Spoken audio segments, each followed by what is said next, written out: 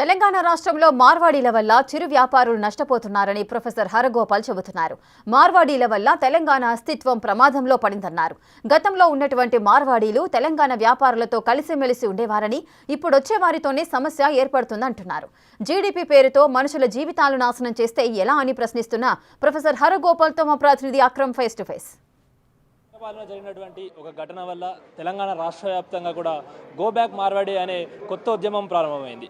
దానిపైననే ఏదైతే మేధో చర్చ పేరుతో సోమాజిగూడ ప్రెస్ క్లబ్లో ప్రముఖ కవులు అదేవిధంగా రచయితలు మేధావులు దానిపైన రౌండ్ టేబుల్ సమావేశం నిర్వహించారు. ప్రస్తుతం మనతోటి ప్రముఖ మేధావులు అదేవిధంగా ప్రొఫెసర్ హరిగోపాల్ గారు మనతో ఉన్నారు.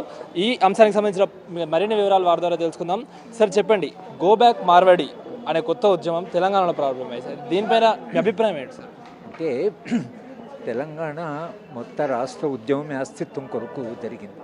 తెలంగాణ అస్తిత్వం కొరకు అప్పుడు ఆంధ్ర పెట్టుబడిదారులు గో బ్యాక్ అనేటువంటి నినాదం వచ్చింది. తెలంగాణ వచ్చిన తర్వాత ఆంధ్రలే కాదు, వ్యాపారస్తులుగా వచ్చినటువంటి వాళ్ళు కూడా తెలంగాణ సంస్కృతిని తెలంగాణ భాష గురించి చాలా చులకనగా మాట్లాడడం.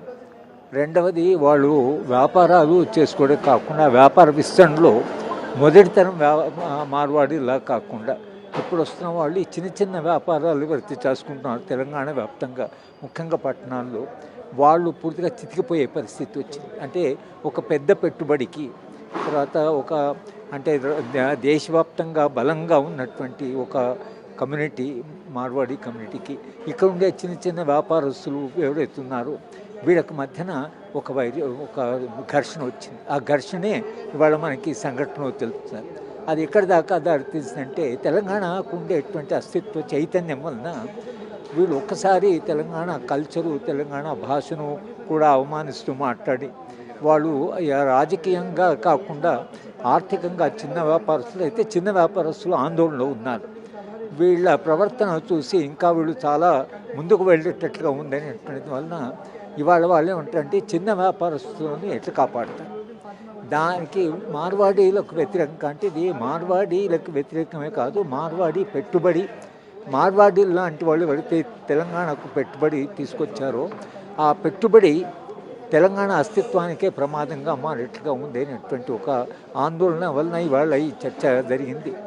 మార్వాడీలు కూడా ఒకవేళ వాళ్ళ వ్యాపారాలు వాళ్ళు చేసుకోవచ్చు, కానీ వాళ్ళు ఆ ప్రాంతానికి వచ్చినప్పుడు ఆ ప్రాంతాన్ని గౌరవించడం, ప్రాంతం వాళ్ళని గౌరవించడం, ప్రాంతంలో ఉండేటువంటి వ్యాపారం గౌరవించడం, అవి గౌరవించకపోతే తెలంగాణ ఉద్యమం ఎప్పుడైతే జరిగిందో తెలంగాణ ఉద్యమం లాంటి ఉద్యమాలు మళ్ళీ వచ్చేటువంటి ఒక ధోరణి మనకు కనిపిస్తున్నది. Okay sir, thank you.